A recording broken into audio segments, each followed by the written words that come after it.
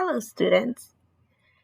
How many of you guys like listening to your parents telling you stories from the past? I know I do. I really would enjoy as a kid when I would sit down with my dad and he would tell me stories that happened in this past. Well, today we're going to learn a little bit of storytelling from Native Americans. I am going to read this passage to you. Please pay attention. It's called Passing Down of Stories.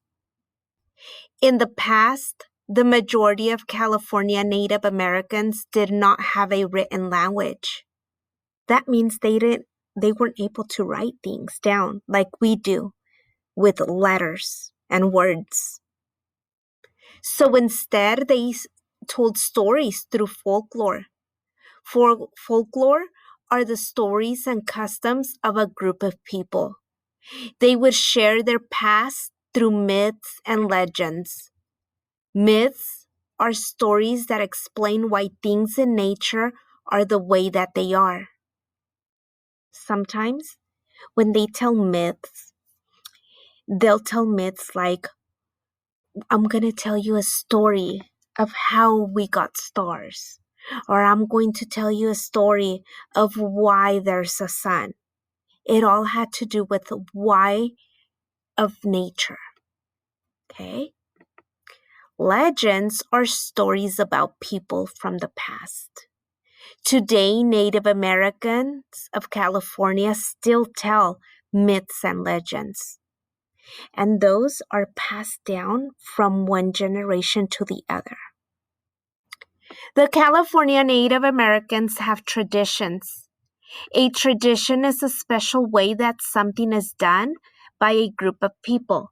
For example, some groups like the Chumash and the Gabrielino tribes, they painted drawings on rocks.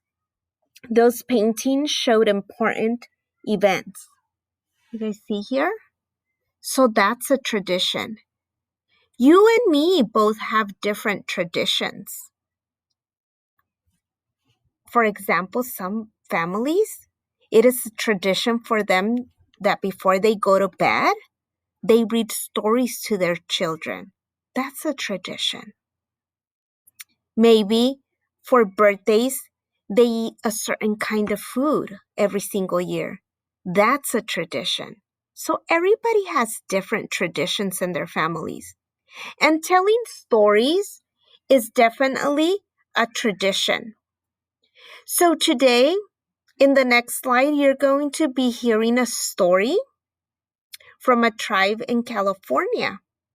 And she's going to explain to us why we have earthquakes. Now remember, this is a myth. It's not true. But she's going to tell us of why earthquakes occur. So I want you to pay attention to what the Creator uses to create land on earth. And I want you to pay attention why we feel earthquakes. Answer the questions on the next slide. You may listen to the story as many times as you want. That way you can answer these two questions.